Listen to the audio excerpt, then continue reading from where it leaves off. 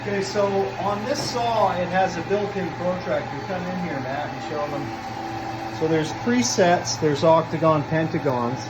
And what I'm cutting here is a 512 sloped tenon.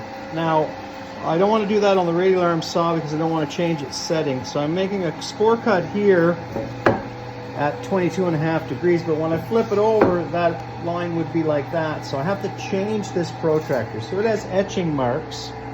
But more importantly than that is once I make my first cut, I just projected that line.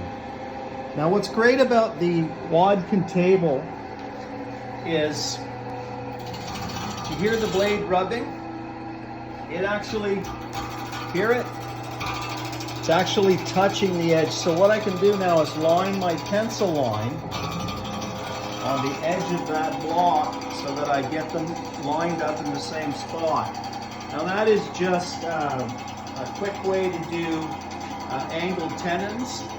Let me show you how that works. So now I come over here, Matt, and you'll see where I line over here, come over here. So I'm just lining my line right to the edge there so that it corresponds with that.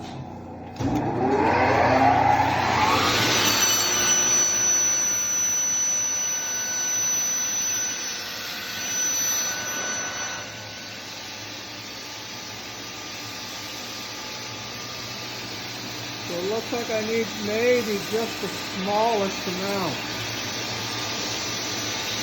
So once again,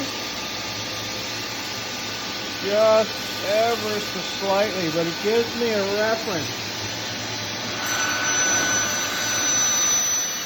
There we go.